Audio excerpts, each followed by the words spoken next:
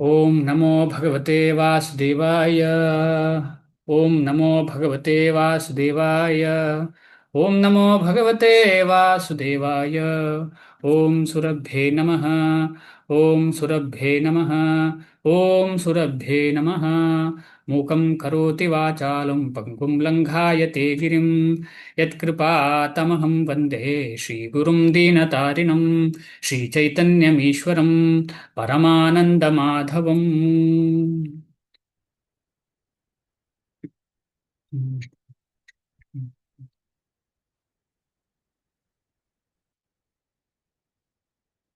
ಹರೇ ಕೃಷ್ಣ ಎಲ್ರಿಗೂ. ಇವತ್ತಿನ ಶ್ಲೋಕ ಕ್ರಮಾಂಕ ಸಂಖ್ಯೆ 21. ತುಂಬಾ ಇಂಪಾರ್ಟೆಂಟ್ ಶ್ಲೋಕ, 5ನೇ ಅಧ್ಯಾಯ. ಎಲ್ರಿಗೂ ತುಂಬಾ ಇಂಪಾರ್ಟೆಂಟ್. ಯಾಕಂತ ಹೇಳಿದ್ರೆ ನಾವು ಇಲ್ಲಿ ಇದ್ದೇವೆ ಅಂತ ಹೇಳಿದ್ರೆ ನಾವು ಇಂದ್ರಿಯ ಸುಖ ಮಾಡ್ತಾ ಇದ್ದೇವೆ ಅಂತ ಅರ್ಥ. ಅಂದ್ರೆ ಹೆಚ್ಚಿನ ಅಂಶ ಅಂಥ ಶ್ರೇಷ್ಠ ವೈಷ್ಣವರು ಅವರ ವಿಚಾರ ಬಿಟ್ರೆ ಸಾಮಾನ್ಯರು ಅಂದ್ರೆ ನಾವೆಲ್ಲ ವೈಷ್ಣವರಾಗ್ಲಿಕ್ಕೆ ಅಥವಾ ಭಕ್ತಿ ಮಾಡ್ಲಿಕ್ಕೆ ಪ್ರಯತ್ನ ಪಡುವವರು ಎರಡು ಕಾಲು, ಒಂದು ಕಾಲು ದೋಣಿಯಲ್ಲಿ, ಇನ್ನೊಂದು ಕಾಲು ನೆಲದಲ್ಲಿ ಇಟ್ಟು ಮುಂದೆ ಹೋಗ್ಲಿಕ್ಕೆ ಪ್ರಯತ್ನ ಪಡ್ತೀವಿ. ಅಂದ್ರೆ ತ್ರಿಶಂಕು ಸ್ಥಿತಿಯಲ್ಲಿದ್ದೇವೆ. ಹೇಗೆ ನಾವು ಇದರಿಂದ ಕಳ್ಸ್ಕೊಂಡು ಹೊರಗೆ ಬರಬಹುದು ಅಂತ ಭಗವಂತ ಇಲ್ಲಿ ಇನ್ಸ್ಟ್ರಕ್ಟ್ ಮಾಡ್ತಿದ್ದಾರೆ ಅರ್ಜುನನಿಗೆ. ಬಾಹ್ಯ ಸ್ಪರ್ಶೇಶು ಅಸಕ್ತಾತ್ಮ, ಬಾಹ್ಯ ಸ್ಪರ್ಶೇಶ್ವಸಕ್ತಾತ್ಮ, ಬಾಹ್ಯ ಸ್ಪರ್ಶೇಶ್ವಸಕ್ತಾತ್ಮ ವಿಂದತ್ಯಾತ್ಮನಿ ಯತ್ ಸುಖಂ, ವಿಂದತಿ ಆತ್ಮನಿ ಯತ್ ಸುಖಂ, ವಿಂದತ್ಯಾತ್ಮನಿ ಯತ್ ಸುಖಂ. ಸ ಬ್ರಹ್ಮಯೋಗ ಯುಕ್ತಾತ್ಮ, ಸ ಬ್ರಹ್ಮಯೋಗ ಯುಕ್ತಾತ್ಮ ಸುಖಂ ಅಕ್ಷಯಂ ಅಶ್ನುತೆ, ಸುಖಮಕ್ಷಯಂ ಅಶ್ನುತೆ. ಬಾಹ್ಯ ಸ್ಪರ್ಶೇಶ್ವಸಕ್ತಾತ್ಮ ವಿಂದತ್ಯಾತ್ಮನಿ ಯತ್ ಸುಖಂ, ಬಾಹ್ಯ ಸ್ಪರ್ಶೇಶ್ವಸಕ್ತಾತ್ಮ ವಿಂದತ್ಯಾತ್ಮನಿ ಯತ್ ಸುಖಂ. ಸ ಬ್ರಹ್ಮಯೋಗ ಯುಕ್ತಾತ್ಮ ಸುಖಮಕ್ಷಯಮಶ್ನುತೆ, ಸ ಬ್ರಹ್ಮಯೋಗ ಯುಕ್ತಾತ್ಮ ಸುಖಮಕ್ಷಯಮಶ್ನುತೆ. ಬಾಹ್ಯ ಸ್ಪರ್ಶೇಶು, ಸ್ಪರ್ಶೇಶು ಅಸಕ್ತ ಆತ್ಮ. ಅಸಕ್ತ ಅಂತ ಹೇಳಿದ್ರೆ ಆಸಕ್ತಿ ಇಲ್ಲದವನು. ಆಸಕ್ತಿ ಅಂದ್ರೆ ಆತ್ಮ ಅಂತ ಹೇಳಿದ್ರೆ ಜೀವಭೂತ ಜೀವಿಗಳು. ನಾವೆಲ್ಲರೂ ಯಾವಾಗ ಬಾಹ್ಯ ಅಂದ್ರೆ ಭೌತಿಕವಾದ ವಿಚಾರದಲ್ಲಿ ನಮ್ಮ ಇಂದ್ರಿಯಗಳು ಸಂಪರ್ಕ ಬರುವಾಗ ಅದರಲ್ಲಿ ಆಸಕ್ತಿ ಇಲ್ವೋ? ಉದಾಹರಣೆಗೆ, ನಾವು ದಾರಿಯಲ್ಲಿ ಹೋಗ್ತಾ ಇರ್ತೇವೆ, ನಮಗೆ ಅಲ್ಲಿ ಏನೋ ಸ್ಪೆಷಲ್ ಆಗಿ ಏನೋ ಕಾಣ್ತಾ ಇದೆ. ಅದು ಸ್ಪೆಷಲ್ ಆಗಿ ಏನೋ ಕಾಣ್ತಾ ಇದೆ, ಅಲ್ಲಿ ಏನೋ ಉದಾಹರಣೆಗೆ ನಮ್ಮ ಊರಿನ ಕಡೆ ಎಲ್ಲ ಏನಾಗ್ತದೆ ಅಂತ ಹೇಳಿದ್ರೆ, ಇಲ್ಲೆಲ್ಲ ಎಲ್ಲ ಕಡೆಯೂ ಆಗತ್ತೆ. ಈ ಮಾತಾಜಿಗಳು ಹೋಗ್ತಾರೆ ಅಂತ ಇಟ್ಕೊಳ್ಳೋಣ. ಈಗ ಬೆಂಗಳೂರಲ್ಲಿ HR ಲೇಔಟ್ ಅಲ್ಲಿ ಅಂತ ಇಟ್ಕೊಳ್ಳೋಣ, ಊರಿನಲ್ಲಿ ಕೂಡ ಹೇಳ್ಬೋದು. HR ಲೇಔಟ್ ಅಲ್ಲಿ ಹೋಗ್ತಾ ಇರ್ತಾರೆ. ಆಗ ಅಲ್ಲಿ ಸೀರೆಯದ್ದು ಒಂದು ಮೇಳ ನಡೀತಾ ಇರ್ತದೆ ಅಂತ ಇಟ್ಕೊಳ್ಳೋಣ. ಸೀರೆಯ ಮೇಳ ರೋಡ್ ಸೈಡೇ. ಎಷ್ಟೇ ಇರ್ಲಿ ಕಣ್ಣು ಆ ಕಡೆ ಹೋಗುತ್ತೆ, ಮನಸ್ಸು ಆ ಕಡೆ ಹೋಗುತ್ತೆ, ಆಸಕ್ತಿ ಬೆಳೆಯುತ್ತೆ, ಹೋಗ್ತೀವಿ, ನೋಡ್ತೀವಿ. ಇದೊಂದು. ಇನ್ನು ಬೇರೆ ಒಂದು ಉದಾಹರಣೆ, ನಮ್ಮ ಊರಲ್ಲೆಲ್ಲ ಬಸ್ಸಿನಲ್ಲಿ ಕೂತ್ಕೊಂಡ್ರೆ ಕೆಲವರಿಗೆಲ್ಲ ಗೊತ್ತಿರ್ಬೋದು, ಅವರು ಯಾರೋ ಒಬ್ರು ಮಾರ್ಲಿಕ್ಕೆ ಬರ್ತಾರೆ. ಮಲಯಾಳದಲ್ಲಿ ಇರ್ಬೋದು, ಕನ್ನಡದಲ್ಲಿ ಇರ್ಬೋದು, ತಮಿಳಲ್ಲಿ ಇರ್ಬೋದು, ಏನೇ ಇರಲಿ, ಅದು ಯಾವುದು ಮಾರ್ಲಿಕ್ಕೆ ಬರ್ತಾರೆ? ತಲೆನೋವಿಗೆ ಇಲ್ಲಾಂದ್ರೆ ಗ್ಯಾಸಿಗೆ ಇರುವಂತ ಮದ್ದು. ತಲೆನೋವಿಗೆ ಇಲ್ಲಾಂದ್ರೆ ಗ್ಯಾಸಿಗೆ ಇರುವಂತ ಮದ್ದು. ಯಾಕಂದ್ರೆ ಇದು ಸರ್ವೇ ಸಾಮಾನ್ಯ, ಎಲ್ರಿಗೂ ಬರುವಂತದ್ದು. ಅದನ್ನು ತಗೊಳ್ಳಿ, ಇಷ್ಟೇ ಹಣ ಅಂತ ಹೇಳಿ ನಮಗೆ ಬೇಡ ಅಂತ ಹೇಳಿದ್ರು ಅವ್ರು ನಮ್ಮ ಹತ್ರ ತಳ್ಳಿ ಕೊಡ್ತಾರೆ. ಒಂದ್ಸಲ ಟಚ್ ಮಾಡಿಸ್ತಾರೆ. ಯಾರಿಗಾದ್ರೂ ಅನುಭವ ಇದೆಯಾ ಇದು? ಸ್ಪೆಸಿಫಿಕಲಿ ಹಳ್ಳಿಗಳಲ್ಲಿ ನಡೆಯುವಂಥದ್ದು. ಹಳ್ಳಿಗಳಲ್ಲಿ ಯಾರಿಗಾದ್ರೂ ಅನುಭವ ಆಗಿದ? ಬಂದು ಜಾತ್ರೆಯಲ್ಲಿ ಪ್ರಭುಜಿ ದಪ್ಪ ಇದ್ದವ್ರ ಹಿಂದೆ ಹೋಗ್ತಾರೆ ಪ್ರಭುಜಿ, ಸಪುರಾಗಕ್ಕೆ ಮೆಡಿಸಿನ್ ತಕೊಳ್ಳಿ ಅಂತ ಹೇಳಿ ಕೆಲವೊಂದ್ ಕಡೆ ಜಾತ್ರೆಯಲ್ಲೆಲ್ಲ. ಅಂದ್ರೆ ಕೆಲವೊಂದ್ ಕಡೆ ಎಲ್ಲ ಸಪುರ ಇದ್ದವರಿಗೆ ಇದ್ ನೋಡಿ ಒಳ್ಳೆ ದಪ್ಪ ಆಗ್ತಾರೆ, ಮಕ್ಕಳೆಲ್ಲ ದಪ್ಪ ಆಗ್ತಾರೆ, ತಕೊಳ್ಳಿ ಅಂತ ಹೇಳಿ ಕೆಲವ್ರು ಬರ್ತಾರೆ ಪ್ರಭುಜಿ ಜಾತ್ರೆಯಲ್ಲಿ. ಕರೆಕ್ಟ್. ಈ ರೀತಿಯಲ್ಲಿ ಏನು ಅಂತ ಹೇಳಿದ್ರೆ, ಇಂದ್ರಿಯಕ್ಕೆ ಸುಖ ಕೊಡುವಂತದ್ದನ್ನ ಅಟ್ರಾಕ್ಟ್ ಮಾಡೋದೇ ಇದು ಕಾನ್ಸೆಪ್ಟ್. ಅಡ್ವರ್ಟೈಸ್ಮೆಂಟ್ ಅಂತ ಹೇಳಿದ್ರೆ ಅದೇ. ನಮ್ಮ ಇಂದ್ರಿಯಕ್ಕೆ ಸುಖ ಕೊಡೋದರ ಹಿಂದೆ ನಮ್ಮ ಇಡೀ ಜೀವನವನ್ನ ನಿರೂಪಿಸಿದ್ದಾರೆ. ಇಂದ್ರಿಯ ಸುಖ ಅಂದ್ರೆ ಅಷ್ಟ ಆಸಕ್ತಿ ನಮ್ಗೆ, ಎಲ್ರಿಗೂ ಅವರು ಇವರು ಅಂತಲ್ಲ, ಎಲ್ರಿಗೂ. ಬಾಹ್ಯ ಸ್ಪರ್ಶೇಶು ಅಂತಹ ಆಸಕ್ತಿ ಇಲ್ಲದವನು ಯಾವತ್ತು ಏನ್ ಮಾಡ್ತಾನೆ, ವಿಂದ್ಯತಿ ಆತ್ಮನಿಯತ್ ಸುಖಂ, ಅವನು ಒಳಗೆ ಹೋಗ್ತಾನೆ, ತನ್ನ ಆತ್ಮ ಪರಿಶೋಧನೆಗೆ ಒಳಗೆ ಹೋಗ್ತಾನೆ, ಭಗವಂತನ ಸಂಬಂಧ ಬೆಳೆಸ್ಲಿಕ್ಕೆ, ಅಂದ್ರೆ ಬ್ರಹ್ಮಯೋಗ ಯುಕ್ತನಾಗ್ತಾನೆ ಅವ. ಬ್ರಹ್ಮ ಅಂತ ಹೇಳಿದ್ರೆ ಭಗವಂತ, ಬ್ರಹ್ಮನ್ ಅಂದ್ರೆ ಭಗವಂತ, ಅವನೊಟ್ಟಿಗೆ ಯೋಗ ಮಾಡುದು ಅಂದ್ರೆ ಏನು, ಸಂಬಂಧ ಬೆಳೆಸುವಂಥದ್ದು. ಭಗವಂತನ ಜೊತೆ ನಮಗೆ ಮರೆತು ಹೋದಂತಹ ಪ್ರೇಮಯುಕ್ತವಾದ ಸಂಬಂಧವನ್ನ ಬೆಳೆಸುವುದನ್ನ ಬ್ರಹ್ಮಯೋಗ ಅಥವಾ ಕೃಷ್ಣ ಪ್ರಜ್ಞೆ ಅಂತ ಹೇಳ್ತಾರೆ.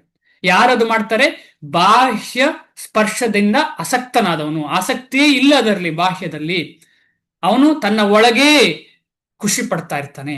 ಅಂತವನಿಗೆ ಏನಾಗ್ತದೆ, ಸುಖಂ ಅಕ್ಷಯಂ ಅಶ್ನುತೆ, ಅವನೇನ್ ಮಾಡ್ತಾನೆ, ಸುಖವನ್ನ, ಅಕ್ಷಯವಾದಂತಹ ಸುಖವನ್ನ, ಒಂದೆರಡು ದಿನಕ್ಕೆ ಆಗುವಂತ ಸುಖ ಅಲ್ಲ.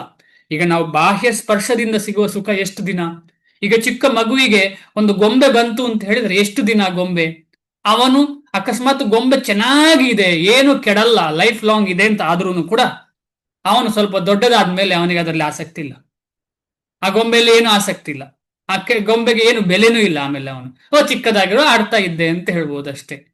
ಅಂದ್ರೆ ನಮಗೆ ಇಲ್ಲಿರುವಂತಹ ಸುಖ ಎಲ್ಲ ಅಕ್ಷಯವಾದಂತಹ ಸುಖ ಇಲ್ಲ, ಕ್ಷಣಿಕವಾದಂತಹ ಸುಖ. ಆದ್ರೆ ಅಕ್ಷಯವಾದ ಸುಖ ಯಾವುದು ಅಂದ್ರೆ ಬ್ರಹ್ಮಯೋಗ, ಅಂದ್ರೆ ಕೃಷ್ಣ ಪ್ರಜ್ಞೆ. ಅದರಲ್ಲಿ ಹೇಗೆ ನಾವು ಬೆಳಿಬಹುದು ಅಂತ ಹೇಳಿದ್ರೆ, ಬಾಹ್ಯ ಸ್ಪರ್ಶದಲ್ಲಿ ಆಸಕ್ತನಾಗಿರ್ಬೇಕು, ಬಾಹ್ಯ ಸ್ಪರ್ಶದಲ್ಲಿ ಆಸಕ್ತಿ ಬೆಳೆಸ್ಕೊಳ್ಬಾರ್ದು. ಅಷ್ಟು ಕಷ್ಟ ಇದು ಮಾಡ್ಲಿಕ್ಕೆ. ಆದ್ರೆ ಪಾಸಿಟಿವ್ ಮತ್ತು ನೆಗೆಟಿವ್, ಇದು ನೆಗೆಟಿವ್, ಇದು ಪಾಸಿಟಿವ್. ಪಾಸಿಟಿವ್ ಜಾಸ್ತಿ ಮಾಡ್ತಾ ಮಾಡ್ತಾ ಹೋಗ್ಬೇಕು, ನೆಗೆಟಿವ್ ಅನ್ನ ನಾವು ಕಮ್ಮಿ ಮಾಡ್ಲಿಕ್ಕೆ ಆಗದವರು. ಪಾಸಿಟಿವ್ ಅನ್ನ ಜಾಸ್ತಿ ಮಾಡ್ತಾ ಮಾಡ್ತಾ ಮಾಡ್ತಾ ಹೋಗ್ಬೇಕು, ಆಗ ನೆಗೆಟಿವ್ ತನ್ನಿಂದ ತಾನಾಗಿ ಕಮ್ಮಿ ಆಗ್ತದೆ. ಅದಕ್ಕೆ ಯುಕ್ತ ವೈರಾಗ್ಯ ಅಂತ ಹೇಳ್ತಾರೆ. ಯುಕ್ತ ವೈರಾಗ್ಯ, ಯುಕ್ತ ವೈರಾಗ್ಯ ಅಂದ್ರೆ ಎಲ್ಲವನ್ನ ಭಗವಂತನ ಸೇವೆಯಲ್ಲೇ ತೊಡಗಿಸಿಕೊಂಡು ನಿಧಾನವಾಗಿ ಅದರಿಂದ ಶುದ್ಧಿ ಆಗ್ತದೆ. ಒಂದು ಉದಾಹರಣೆ ಶ್ರೀಲ ಪ್ರಭುಪಾದರು ಹೇಳ್ತಾರೆ, ನಿಮಗೆ ಡ್ರಿಂಕ್ಸ್ ಮಾಡೋದು ಕಂಟ್ರೋಲ್ ಮಾಡ್ಲಿಕ್ಕೆ ಆಗುದಿಲ್ಲ ಅಂತ ಆದ್ರೆ, ಅದು ಎಲ್ಲರಿಗೂ ಫಾಲೋ ಮಾಡ್ಲಿಕ್ಕೆ ಅಲ್ಲ, ಇದು ಆಗುದಿಲ್ಲ ಅಂತ ಹೇಳಿದ್ರೆ, ಆ ಡ್ರಿಂಕ್ಸ್ ಪ್ರಿಪೇರ್ ಆಗುವಾಗ ಇರುವಂತಹ ದ್ರಾಕ್ಷೆಯನ್ನ ಭಗವಂತನಿಗೆ ಕೊಟ್ಟಿದೆ ಅಂತ ಅನ್ಕೊಂಡ್ರೆ, ನಿಧಾನವಾಗಿ ಅದು ನಿಮ್ಮ ಮನಸ್ಸನ್ನ ಬದಲಾವಣೆ ಮಾಡಿ ನನಗಿನ್ನು ಕುಡಿಯುವುದೇ ಬೇಡ ಅಂತ ಅನ್ನಿಸ್ಲಿಕ್ಕೆ ಶುರು ಆಗ್ತದೆ. ಯಾಕಂತ ಹೇಳಿದ್ರೆ, ಈ ಕುಡಿಯುವುದು ಅಂತ ಹೇಳಿದ್ರೆ ಭಗವಂತನ ಸೇವೆಗೆ ವಿರುದ್ಧ. ಯಾಕೆ ವಿರುದ್ಧ, ಯಾರಿಗಾದ್ರೂ ಗೊತ್ತಾ? 4 ಸ್ತಂಭ ಅಲ್ಲ, ಪಿಲ್ಲರ್, 4 ಸ್ತಂಭಗಳು ಧರ್ಮಕ್ಕೆ. ಯಾವುದು 4 ಸ್ತಂಭಗಳು? ಆ ಒಂದು ಸ್ತಂಭದಲ್ಲಿ ಕುಡಿದ್ರೆ ಆ ಸ್ತಂಭ ಮುರಿದ ಹಾಗೆ. 4 ಸ್ತಂಭಗಳು ಯಾವುದು, ಯಾರಿಗಾದ್ರೂ ಗೊತ್ತಾ? ಧರ್ಮ, ಅಹಿಂಸೆ. ಇಲ್ಲ ಇಲ್ಲ ಇಲ್ಲ, ಧರ್ಮದ 4 ಸ್ತಂಭಗಳು. ಕಮಲ ಮಂಜರಿ ಮತಜಿ ದಯವಿಟ್ಟು ಹೇಳಿ. ಪ್ರಭುಜಿ ಹರೇ ಕೃಷ್ಣ. ಪ್ರಭು ದಂಡವತ್ ಪ್ರಣಾಮ ಪ್ರಭು. ಹರೇ ಕೃಷ್ಣ ಮತಜಿ. ಸ್ವಚ್ಛತೆ ಪ್ರಭು, ಮತ್ತೆ ದಯೆ, ಮತ್ತು ತಪಸ್ಸು, ಇನ್ನೊಂದು ಗೊತ್ತಿಲ್ಲ ಪ್ರಭು, ಮರ್ತು ಬಿಟ್ಟಿದ್ದೀನಿ, ಜ್ಞಾಪಕ ಬರ್ತಿಲ್ಲ. ಓಕೆ, ಬೇರೆ ಯಾರಿಗಾದ್ರೂ ಗೊತ್ತಾ? ಅಹಿಂಸೆ.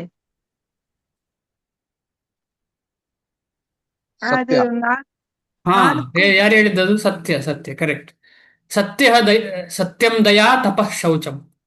ಸತ್ಯ, ದಯಾ, ತಪಃ, ಶೌಚಂ. ಈಗ ಕುಡಿದ್ರೆ ಇದನ್ನು ಯಾವುದನ್ನ ಮಾಡದೆ ಹಾಗೆ ಆಗತ್ತೆ? ಕುಡಿದ್ರೆ ಸತ್ಯವ, ದಯೆಯ, ತಪವ, ಶೌಚವ. ಕುಡಿಯೋನಿಗೆ ಇದ್ರಲ್ಲಿ 4ರಲ್ಲಿ ಯಾವ್ದು ಮಾಡ್ಲಿಕ್ಕೆ ಆಗಲ್ಲ, 4 ಆಗುದಿಲ್ಲ, ಅದು ವಿಚಾರ ಬೇರೆ. ಆದ್ರೆ ಮೇನ್ ಸ್ಪೆಸಿಫಿಕ್ ಆಗಿ ಯಾವ್ದು ಆಗುದಿಲ್ಲ? ತಪಸ್ಸು ಮಾಡ್ಲಿಕ್ಕೆ ಆಗುದಿಲ್ಲ. ಅಂದ್ರೆ ಯೋಗದಲ್ಲಿ ಭಗವಂತನ ಕಡೆಗೆ ಹೋಗ್ಲಿಕ್ಕೆ ಸಾಧ್ಯವೇ ಇಲ್ಲ ಕುಡಿಯೋನಿಗೆ. ಅದು ಗೊತ್ತಾಗ್ಲಿಕ್ಕೆ ಶುರು ಆಗ್ತದೆ ಅವನಿಗೆ, ಹೌದಲ್ಲ, ಭಗವಂತನ ಸೇವೆ ಮಾಡ್ಲಿಕ್ಕೆ ಆಗದ್ದನ್ನ ನಾನು ಮಾಡ್ತಿದ್ದೇನಲ್ಲ ಅಂತ ಹೇಳಿ ಕೊನೆಗೆ ಅವ ಕುಡಿಯುವುದನ್ನ ಬಿಡ್ತಾನೆ. ಏನೇ ಇರಲಿ, ಈ ಟಾಪಿಕ್ ಬಂದ ಕಾರಣ ಮಿಕ್ಕ 4 ನೋಡೋಣ. ಸತ್ಯವನ್ನ ಯಾವುದು ತೆಗ್ದು ಹಾಕತ್ತೆ? ಸತ್ಯ,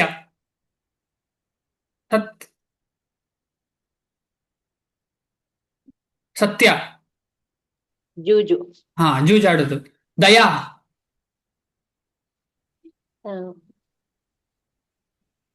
ದಯಾ ಪ್ರಾಣಿ ವಧೆ ಪ್ರಭು. ಹಾ, ಮಾಂಸಾಹಾರ ಮಾಡುವಂಥದ್ದು, ಮಾಂಸ ಭಕ್ಷಣ. ಸತ್ಯ, ದಯಾ, ತಪ, ಈಗ ಆಯ್ತಲ್ಲ, ಕರೆಕ್ಟ್ ಅಲ್ಲ? ಶೌಚ 4ನೇದು. ಅಕ್ರಮ, ಅವೈಧ ಸಂಬಂಧ. ವೇದ ವಿಧವಾದ ಸಂಬಂಧ ಬಿಟ್ಟು ಬೇರೆಲ್ಲ ಸಂಬಂಧ ಇಟ್ಕೊಳ್ಳುವಂಥದ್ದು ಅವೈಧ ಸಂಬಂಧ. ಇದು ಬರೀ ಸಾಂಸಾರಿಕ ಜೀವನದ ಸಂಬಂಧದ ಬಗ್ಗೆ ಮಾತಾಡ್ತಾ ಇಲ್ಲ. ಅವೈಧ ಅಂತ ಹೇಳಿದ್ರೆ ಯಾರು ವೈದಿಕ ರೀತಿಯಲ್ಲಿ ಜೀವನ ಅಂದ್ರೆ ಆ ವರ್ಣಾಶ್ರಮ ಪದ್ಧತಿಯಲ್ಲಿ ಯಾರು ಜೀವನ ನಡೆಸ್ತಾ ಇಲ್ಲ ಅಂತವರ ಜೊತೆ ಸಂಬಂಧವನ್ನು ಕೂಡ ಇಲ್ಲಿ ಹಾಕಿದ್ದಾರೆ. ಅಂತವರ ಜೊತೆ ಸಂಬಂಧ ಅಂತ. ಆದ ಕಾರಣ ನಾವು ಸುಲಭದಲ್ಲಿ ಹೇಳ್ಬೋದು ನಾವು ಇಲ್ಲಿಸಿಟ್ ಸೆಕ್ಸ್ ಮಾಡ್ತಾ ಇಲ್ಲ ಅಂತ ಹೇಳಿ. ಅದು ಬರೀ ಸೆಕ್ಸಿಗೆ ಮಾತ್ರ ಸೀಮಿತವಾಗಿಲ್ಲ. ಕಾಯ ವಾಚ ಮನಸ್ಸ ಭಗವಂತನ ವಿರುದ್ಧ ಹೋಗುವ ಯಾವುದರ ಜೊತೆ ಕೂಡ ಸಂಬಂಧ ಇರಬಾರದು ಅಂತ ಸೂಕ್ಷ್ಮವಾಗಿ ಹೇಳಿದ್ದಾರೆ ಆಚಾರ್ಯರು. ಯಾಕಂತ ಹೇಳಿದ್ರೆ ಶಿಲ ಪ್ರಭುಪಾದರು ಹೇಳ್ತಾರೆ, ನಮ್ಮ ಇಡೀ ಲೋಕ ಇದರ ಹಿಂದೆಯೇ. ಯಾವುದರ ಹಿಂದೆ? ಬಾಹ್ಯ ಸ್ಪರ್ಶ. ಅದರಲ್ಲೂ ಕೂಡ ಇಂದ್ರಿಯ ಸುಖ, ಅದರಲ್ಲೂ ಕೂಡ ಏನು ಲೈಂಗಿಕ ಕ್ರಿಯೆ ಹಿಂದೆ ಅಂತ ಹೇಳಿ ಶಿಲ ಪ್ರಭುಪಾದರು ಹೇಳ್ತಾರೆ. ಇಡೀ ಲೋಕವೇ ಇಲ್ಲಿ ಇರುವುದು ಅಂದ್ರೆ ಅದೇ ಅಂತ ಹೇಳ್ತಾರೆ. ಅದರಿಂದ ಹೊರಗೆ ಬರುವುದು ಹೇಗೆ? ಅದು ಕೂಡ ನಾವೆಲ್ಲ ಈ ಸಿಟಿಯಲ್ಲಿ ಎಲ್ಲ ಕಡೆ ಇದ್ದೇವೆ.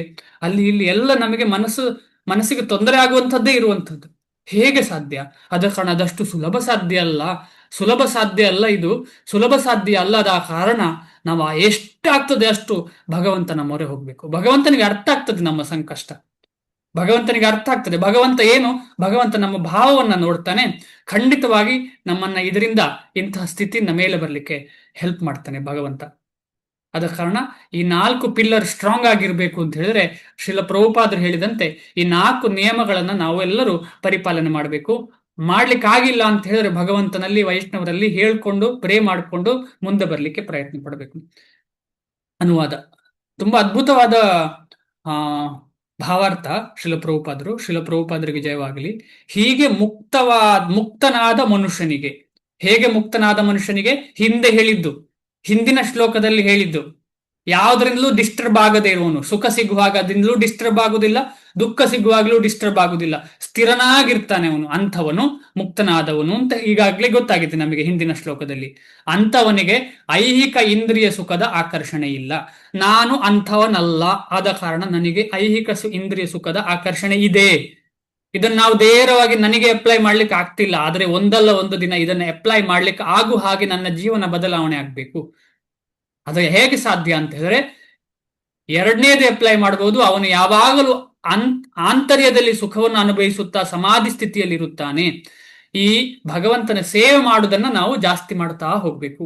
ಈ ರೀತಿಯಲ್ಲಿ ಆತ್ಮ ಸಾಕ್ಷಾತ್ಕಾರ ಪಡೆದ ಮನುಷ್ಯನು ಪರಮ ಸತ್ಯದಲ್ಲಿ ಮಗ್ನನಾಗಿರುವುದರಿಂದ ಅಮಿತ ಆನಂದವನ್ನು ಸವಿಯುತ್ತಾನೆ. ಮಿತವಾದ ಆನಂದ ಅಲ್ಲ, ಅಮಿತವಾದ. ಅಲ್ಲಿ ಸ್ಟಾಪೇ ಇಲ್ಲ ಆನಂದಕ್ಕೆ. ಪ್ರತಿಪದಂ ಪೂರ್ಣ ಅಮೃತ ಆಸ್ವಾದನಂ ಅಂತ ಚೈತನ್ಯ ಮಹಾಪ್ರಭುಗಳು ಹೇಳ್ತಾರಲ್ಲ, ಅದೇ ರೀತಿಯಲ್ಲಿ ಭಗವಂತನ ಪ್ರತಿಯೊಂದು ಸೇವೆಯಲ್ಲಿ ಅಮಿತವಾದ ಆನಂದ ಇದೆ. ಆ ಆನಂದಕ್ಕೆ ಸೇವೆಯ ಆನಂದ ಅಂತ ಹೇಳ್ತಾರೆ. ಬೇರೆಲ್ಲ ಆನಂದಕ್ಕಿಂತ ಮಿಗಿಲಾದದ್ದು, ಬ್ರಹ್ಮ ಆನಂದಕ್ಕಿಂತ ಮಿಗಿಲಾದದ್ದು, ಯೋಗ ಆನಂದಕ್ಕಿಂತ ಮಿಗಿಲಾದದ್ದು, ಕರ್ಮ ಆನಂದಕ್ಕಿಂತ ಮಿಗಿಲಾದದ್ದು ಯಾವುದದು? ಭಕ್ತಿ ಆನಂದ. ಅದೇ ಸೇವೆಯ ಆನಂದ. ಆ ಸೇವೆಯ ಆನಂದ ಸಿಕ್ಕಿದವನಿಗೆ ಯಾವತ್ತು ಈ ಇಂದ್ರಿಯ ಸುಖದ ಕಡೆಗೆ ಹೋಗ್ಲಿಕ್ಕೆ ಮನಸ್ಸಿರುವುದಿಲ್ಲ ಅಂತ ಶ್ರೀಲ ಪ್ರಭುಪಾದರು ಈ ಭಾವಾರ್ಥದಲ್ಲಿ ಹೇಳ್ತಾರೆ. ಮುಂದೆ ಹೋಗೋಣ. ಕೃಷ್ಣ ಪ್ರಜ್ಞೆಯುಳ್ಳ ಶ್ರೇಷ್ಠ ಭಕ್ತರಾದ ಶ್ರೀ ಯಾಮುನಾಚಾರ್ಯರು ಹೀಗೆ ಹೇಳಿದ್ದಾರೆ. ಯದವಧಿ ಮಮ ಚೇತಃ ಕೃಷ್ಣ ಪದಾರವಿಂದೇ ನವನವರ ಸದಾ ನಿವುದ್ಯತಂ ರಂತುಮಾಸಿ ತವವಧಿ ಬತ ನಾರಿ ಸಂಗಮೇ ಸ್ಮರ್ಯಮಾನೆ ಭವತಿ ಮುಖ ವಿಕಾರ ಸುಷ್ಟು ನಿಷ್ಠೀವನಂ ಚ. ಯಾಮುನಾಚಾರ್ಯರು ಅಂತ ಹೇಳಿದ್ರೆ ನಾಥ ಮುನಿಗಳ ಮೊಮ್ಮಗ. ಅವರು ಒಂದ್ಸಲ ಏನಾಗಿತ್ತು ಅಂತ ಹೇಳಿದ್ರೆ ಯಾಮುನಾಚಾರ್ಯರ ತಂದೆ ತೀರೋಗಿದ್ರು, ಬೇಗನೆ ತೀರೋಗಿದ್ರು. 5 ವರ್ಷ ಇರುವಾಗಲೇ ಯಾಮುನಾಚಾರ್ಯರು. ಆಗ ಅಜ್ಜ ಮಾತ್ರ ಇದ್ರು. ಯಾರು? ನಾಥ ಮುನಿಗಳಿಗೆ ಟೆನ್ಷನ್ ಆಯ್ತು, ಅಂದ್ರೆ ಸ್ಟ್ರೆಸ್ ಆಯ್ತು. ಏನಾಯ್ತು ಇದು ಅಂತ ಹೇಳಿ ಅವರು ಇದರಿಂದ ಬೇಸರ ಗೊತ್ತು ಅವರು ಸನ್ಯಾಸ ಸ್ವೀಕಾರ ಮಾಡಿದ್ರು. ಈ ನಿಟ್ಟಿನಲ್ಲಿ ಒಬ್ಬಂಟಿಗರಾದ ಯಾಮುನಾಚಾರ್ಯರು ಏನ್ ಮಾಡಿದ್ರು? ಅವರನ್ನ ಶಾಲೆಗೆ ಹಾಕ್ಲಿಕ್ಕಾಯ್ತು. ಅಂದ್ರೆ ರಿಲೇಟಿವ್ಸ್ ಇರ್ತಿದ್ರಲ್ಲ, ಈಗಿನ ಹಾಗೆ ವಿಭಕ್ತ ಕುಟುಂಬ ಅಲ್ಲ, ತುಂಬಾ ಜನ ಇರ್ತಿದ್ರು. ಶಾಲೆಗೆ ಹಾಕಿದ್ರು. ಆ ಶಾಲೆಯಲ್ಲಿ ಒಂದ್ಸಲ ಏನಾಯ್ತು ಅಂತ ಹೇಳಿದ್ರೆ, ದೊಡ್ಡ ಕತೆ ಇದು, ಚಿಕ್ಕದಾಗಿ ಮಾಡ್ತೇನೆ. ಆ ಶಾಲೆಯ ಟೀಚರ್, ಅವರ ಹೆಸರು ನಂಗೆ ಮರ್ತೋಯ್ತು, ಟೀಚರ್ ಅನ್ನ ಕಾಂಪಿಟಿಷನ್ ಅಲ್ಲಿ ಸೋಲಿಸಿದ್ರು. ಅವರ ಹೆಸರೇನು ಸೋಲಿಸಿದವರದ್ದು? ಯಾರಿಗಾದ್ರೂ ಗೊತ್ತಾ? ಕೋಲಾಹಲನ ಹಾಗೇನು, ಕೋಲಾಹಲ ಹಾಗಿರ್ಬೇಕು. ಏನೇ ಇರ್ಲಿ, ಕೋಲಾಹಲ ಅಂತ ಹೇಳಿದಾಗ ನನಗೆ ನೆನಪು, ಅವರು ಸೋಲಿಸಿದ್ರು. ಆಮೇಲೆ ಅವರನ್ನು ಸೋಲಿಸಬೇಕು. ಹಾ, ಹರೇ ಕೃಷ್ಣ ಪ್ರಭು. ಡಿಫೀಟೆಡ್. ಡಿಫಿಟೆಡ್ ಅಲ್ಲಲ್ಲ, ಅವರ ಹೆಸರು ಯಾರು? ಹೆಸರು. ಪಂಡಿತನ ಹೆಸರು. ಪಂಡಿತ ಯಾಮುನಾಚಾರ್ಯರ ಗುರುಗಳನ್ನು ಸೋಲಿಸಿದ್ರು. ಆಮೇಲೆ ಆ ಪಂಡಿತ ಕೋಲಾಹಲ ಅಂತ ಇರ್ಬೇಕು ಹೆಸರು. ಆ ಪಂಡಿತ ಏನು ಅಂತ ಹೇಳಿದ್ರೆ, ಎಷ್ಟು ಎಕ್ಸ್ಪರ್ಟ್ ಅಂತ ಹೇಳಿದ್ರೆ ಎಲ್ಲರನ್ನ ಸೋಲಿಸಿದ್ದಾನೆ. ಒಂದ್ಸಲ ಏನಾಯ್ತು, ಅಂದ್ರೆ ಯಾರು ಸೋಲ್ತಾರೆ ಅವರು ಟ್ಯಾಕ್ಸ್ ಕೊಡ್ಬೇಕು ಅವನಿಗೆ, ಆ ಪಂಡಿತನಿಗೆ. ಈ ರೀತಿಯಲ್ಲಿ ಒಂದ್ಸಲ ಯಾಮನಾಚಾರ್ಯರ ಟೀಚರ್ ಹೊರಗೆ ಹೋಗಿರುವಾಗ, ಗುರುಗಳು ಹೊರಗೆ ಹೋಗಿರುವಾಗ, ಯಾಮನಾಚಾರ್ಯರು ಒಬ್ಬರೇ ಇದ್ರು. ಎಲ್ಲಿ? ಅವರ ಶಾಲೆಯಲ್ಲಿ. ಆಗ ಟ್ಯಾಕ್ಸ್ ಕಲೆಕ್ಟ್ ಮಾಡ್ಲಿಕ್ಕೆ ಬರ್ತಾರೆ. ಕೋಲಾಹಲ ಅಂತ ಇಟ್ಕೊಳ್ಳೋಣ, ಗೊತ್ತಿಲ್ಲ, ತಪ್ಪಾಗಿರ್ಲೂಬಹುದು. ತಪ್ಪಾಗಿದ್ರೆ ಕ್ಷಮಿಸಿ, ಹೆಸರು ತಪ್ಪಿದ್ರೆ. ಏನಾಯ್ತು ಅಂತ ಹೇಳಿದ್ರೆ, ಟ್ಯಾಕ್ಸ್ ಕಲೆಕ್ಟ್ ಮಾಡ್ಲಿಕ್ಕೆ ಬರ್ತಾರೆ. ಟ್ಯಾಕ್ಸ್ ಕಲೆಕ್ಟ್ ಮಾಡ್ಲಿಕ್ಕೆ ಬರುವಾಗ ಇವರಿಗೆ ಹೇಳ್ತಾರೆ, ಇಲ್ಲ, ನನ್ನ ಗುರುಗಳಿಲ್ಲ ಅಂತ ಹೇಳ್ತಾರೆ. ಆಗ ಟ್ಯಾಕ್ಸ್ ಕಲೆಕ್ಟ್ ಮಾಡುವವರು ಹೇಳ್ತಾರೆ, ನಿನ್ಗೆ ಗೊತ್ತಿಲ್ವಾ, ಇಷ್ಟೆಲ್ಲ ಗ್ರೇಟ್ ಆದಂತಹ ನಮ್ಮ ಗುರುಗಳಾದಂತಹ ಕೋಲಾಹಲ ಕಳಿಸಿದ್ ನಮ್ಮನ್ನ ಕಟ್ಲೇಬೇಕು ಅಂತ ಹೇಳಿ. ಆಗುದಿಲ್ಲ ಅಂತ ಹೇಳ್ತಾರೆ ಯಾಮನಾಚಾರ್ಯರು. ಆಗುದಿಲ್ಲ ಅಂತ ಹೇಳಿದ ತಕ್ಷಣ ಅವ್ರು ವಾಪಸ್ ಹೋಗಿ ಹೇಳ್ತಾರೆ ಆಗುದಿಲ್ಲ ಅಂತ ಹೇಳಿ.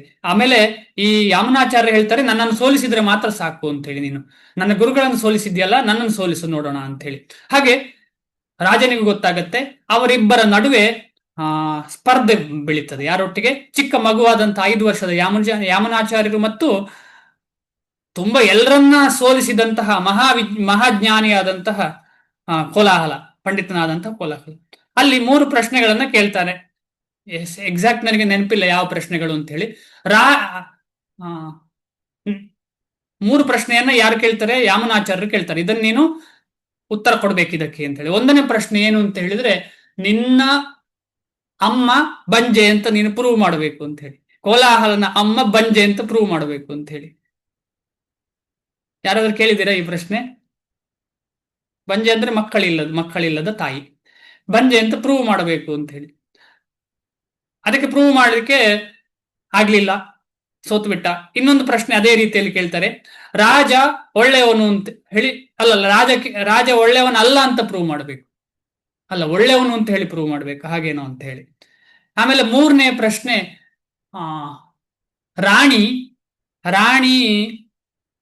ಪತಿವ್ರತೆ ಅಲ್ಲ ಅಂತ ಪ್ರೂವ್ ಮಾಡಬೇಕು ಅಂತ ಹೇಳಿ. ಪ್ರತಿವ್ರತೆ ಅಲ್ಲವಾ ಪತಿವ್ರತೆ ಅಂತ ಹೇಳಿ ಪ್ರೂವ್ ಮಾಡ್ಬೇಕು. ಈ ರೀತಿಯಲ್ಲಿ ಪ್ರಶ್ನೆ ಹಾಕ್ತಾರೆ. 1ನೇ ಪ್ರಶ್ನೆಗೆ ಏನಾಯ್ತು ಅಂತ ಹೇಳಿದ್ರೆ, ಉತ್ತರ ಎಲ್ಲ ನನಗೆ ನೆನಪಿಲ್ಲ. 1ನೇ ಪ್ರಶ್ನೆ ಉತ್ತರ ಏನು ಅಂತ ಹೇಳಿದ್ರೆ, ಯಾರಿಗೆ ಒಂದೇ ಮಗು ಉಂಟು, ಶಾಸ್ತ್ರ ಪ್ರಕಾರ ಮಕ್ಕಳಿಲ್ಲ ಅಂತ ಅರ್ಥ ಅಂತೆ. ಈ ರೀತಿಯಲ್ಲಿ ಪ್ರತಿಯೊಂದು ಪ್ರಶ್ನೆಗೂ ಉತ್ತರ ಕೊಡ್ತಾರೆ ಯಾಮನಾಚಾರ್ಯರು. ಈ ರೀತಿಯಲ್ಲಿ ಪಂಡಿತನನ್ನ ಸೋಲಿಸ್ತಾರೆ. ಆಮೇಲೆ ರಾಣಿಗೆ ತುಂಬಾ ಖುಷಿ ಆಯ್ತು, ರಾಜನಿಗೆ ಖುಷಿ ಆಯ್ತು. ಅರ್ಧ ರಾಜ್ಯವನ್ನ ಇವರಿಗೆ ಕೊಡ್ತಾರೆ ಯಾಮನಾಚಾರ್ಯರಿಗೆ. ಅರ್ಧ ರಾಜ್ಯ ಸಿಕ್ಕಿದ ಕೂಡಲೇ ಏನಾಯ್ತು, 5 ವರ್ಷ 6 ವರ್ಷ ಪ್ರಾಯ ಆಗಿರ್ಬಹುದೇನೋ, ಅಲ್ಲ ಜಾಸ್ತಿ ಆಗಿರ್ಬಹುದೇನೋ, ಏನಾಯ್ತು, ರಾಜ ಆಗ್ಬಿಟ್ಟ. ಅದಕ್ಕೆ ಅವರ ಹೆಸರು ಏನಾಯ್ತು, ಆಳವಂದಾರ್ ಅಂತ ಆಯ್ತು. ಆಳ್ಲಿಕ್ಕೆ ಬಂದವನು ಇವನು ಅಂತ ಹೇಳಿ, ಆಳ್ಲಿಕ್ಕೆ. ಆಮೇಲೆ ತುಂಬಾ ವರ್ಷಗಳ ಕಾಲ ಇವರು ರಾಜ್ಯ ಆಡಳಿತ ಮಾಡಿದ್ರು. ಅಂದ್ರೆ ಎಲ್ಲ ಸುಖ ಸಂಪತ್ತು ಎಲ್ಲವನ್ನ ಅನುಭವಿಸಿದ್ರು. ಆಮೇಲೆ ಕೊನೆಗೆ ಏನಾಯ್ತು, ಯಾರೋ ಮೆಸೇಜ್ ಹಾಕಿದ್ದಾರೆ, 1 ನಿಮಿಷ. ಕೋಲಾಹಲ, ನಾನು ಹೇಳಿದ್ದೆ ಏನೋ ಒಂದು ಹಲ ಆಗಿದೆ. ಸರಿ, ಕೋಲಾಹಲ ಈಸ್ ಕರೆಕ್ಟ್. ಧನ್ಯವಾದ ಪ್ರಭುಗಳೇ. ಈ ಯಾಮನಾಚಾರ್ಯರು ಆಳಿದ್ರು. ಆಮೇಲೆ ಯಾಮನಾಚಾರ್ಯರ ಗುರುಗಳ ಶಿಷ್ಯ ಒಬ್ರು ಬಂದು ಹೇಳಿದ್ರು, ಇಲ್ಲ, ಇದೇನು ನೀವು ಮಾಡ್ತಾ ಇರುವಂಥದ್ದು, ನಿಮಗೆ ಇನ್ನೂ ದೊಡ್ಡ ರೆಸ್ಪಾನ್ಸಿಬಿಲಿಟಿ ಇದೆ ಅಂತ ಹೇಳಿ ಅವರಿಗೆ ಆಧ್ಯಾತ್ಮಿಕದಲ್ಲಿ ಇನ್ನು ಮುಂದೆ ಬರಬೇಕು ಅಂತ ಹೇಳಿದ್ರು. ಆ ತತ್ಕ್ಷಣ ಎಲ್ಲವನ್ನ ಬಿಟ್ರು ಅವರು. ಅಂತಹ ನಾವೆಲ್ಲರೂ ಅದೇ ರೀತಿಯಲ್ಲಿ ಅಲ್ವಾ, ನಮಗೆಲ್ಲ ರಾಜ ಸುಖ ಸಿಗ್ತಾ ಇದೆ, ಸುಖವೋ ದುಃಖವೋ ಏನೋ, ಈ ಬಾಹ್ಯ ಸಂಪರ್ಕ ನಮ್ಮ ಹತ್ರ ಎಲ್ಲ ಇದೆ. ಅದರಿಂದ ಹೊರಗೆ ಯಾಮನಾಚಾರ್ಯರು ಹುಟ್ಟಿದಿಂದಲೇ ಇದನ್ನೆಲ್ಲ ಮಾಡ್ಲಿಲ್ಲ ಅಂತಲ್ಲ, ಇದೆಲ್ಲ ಮಾಡಿದವರು ಹೇಳಿದಂಥ ವಿಚಾರ ಅಂದ್ರೆ ನಮಗೆಲ್ಲ ತುಂಬಾ ಇಂಪಾರ್ಟೆಂಟ್. ಇದು ಯದವಧಿ ಮಮ ಚೇತಃ ಕೃಷ್ಣ ಪದಾರವಿಂದೆ ನವ ರಸಧಾಮ್ ನಿವುದ್ಯತಂ ರಂತುಮಾಸೀತ್. ಯಾವಾಗ ನನ್ನ ಮನಸ್ಸು, ನನ್ನ ಚೇತನ, ನನ್ನ ಮನಸ್ಸು ಯಾವಾಗ ಕೃಷ್ಣನ ಪಾದ ಕಮಲದ ಅಡಿಗೆ ಹೋಗತ್ತೋ, ಆಗ ನನ್ನ ಮನಸ್ಸು ಪುಳಕಿತವಾಗಿ ಹೊಸ ರಸಗಳು ನನ್ನಲ್ಲಿ ನನ್ನ ಭಾವಗಳು ಹೊಸತ್ತಾಗಿ ಬಯಲ ಬರ್ತಾ ಇರ್ತದೆ. ಅಂದ್ರೆ ನನಗೆ ಯಾವತ್ತು ದುಃಖ ಅಂತ ಹೇಳುವಂಥದ್ದೇ ಇಲ್ಲ, ನಾನು ಯಾವತ್ತು ಸುಖದಲ್ಲೇ ಇರ್ತೇನೆ. ಉದ್ಯತಂ ರಂತು ಮಾಸಿ.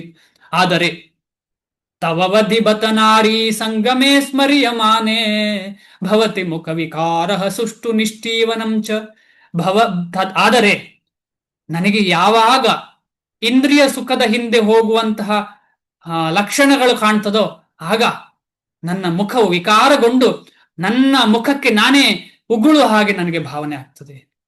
ಇದು ಶುದ್ಧ ಭಕ್ತರ ಲಕ್ಷಣ. ಅಂಥ ಯೋಚನೆಯೇ ಬರುವುದಿಲ್ಲ. ಅಕಸ್ಮಾತ್ ಬಂದ್ರೆ ಅದಕ್ಕೆ ಉಗುಳೋಣ ಅಂತ ಹೇಳುವಂತಹ, ನನ್ನ ಈ ಯೋಚನೆಯನ್ನ ಥೂ ಅಂತ ಹೇಳೋಣ ಅಂತ ಹೇಳುವಂತಹ ಮನಸ್ಥಿತಿ ಭಗವಂತನ ಭಕ್ತರದ್ದು. ಶ್ರೀಲ ಪ್ರಭುಪಾದರು ಏನ್ ಹೇಳ್ತಾರೆ ನೋಡೋಣ. ಕೃಷ್ಣನ ದಿವ್ಯ ಪ್ರೇಮ ಸೇವೆಯಲ್ಲಿ ನಿರತನಾಗಿ ಅವನಲ್ಲಿ ಹೊಸ ಸಂತೋಷವನ್ನು ಅನುಭವಿಸುತ್ತಿರುವವನಾಗಿ, ಕೃಷ್ಣನ ದಿವ್ಯ ಪ್ರೇಮ ಸೇವೆಯಲ್ಲಿ ನಿರತನಾಗಿ ಅವನಲ್ಲಿ ಹೊಸ ಸಂತೋಷವನ್ನು ಅನುಭವಿಸುತ್ತಿರುವಾಗಿನಿಂದ ಕಾಮಸುಖವನ್ನು ಯೋಚಿಸಿದಾಗಲೆಲ್ಲ ಜುಗುಪ್ಸೆ ಪಡುತ್ತೇನೆ ಮತ್ತು ನನ್ನ ಮುಖದಲ್ಲಿ ಅಸಹ್ಯ ಭಾವ ಉಂಟಾಗುತ್ತದೆ. ಮುಖ ವಿಕಾರ ಆಗ್ತದೆ. ಸುಷ್ಟು ನಿಷ್ಠೀವನಂಚ.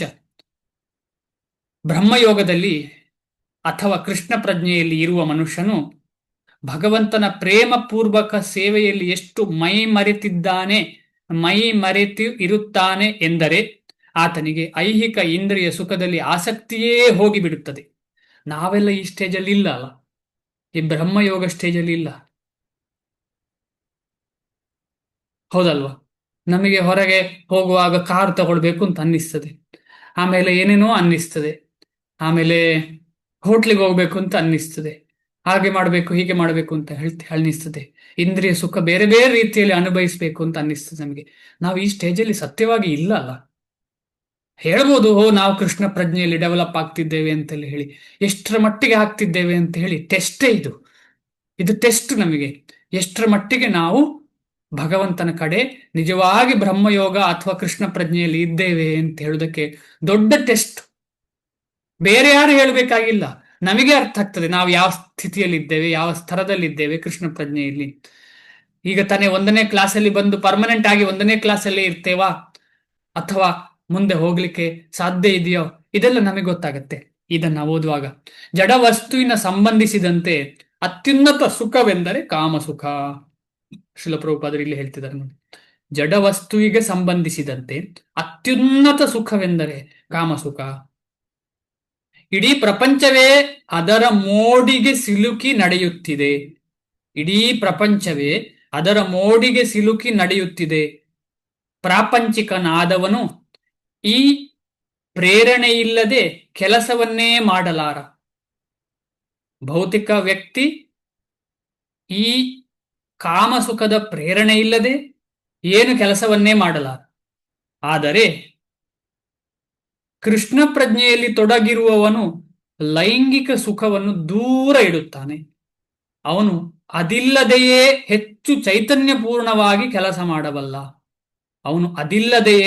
ಹೆಚ್ಚು ಚೈತನ್ಯಪೂರ್ಣವಾಗಿ ಕೆಲಸ ಮಾಡಬಲ್ಲ.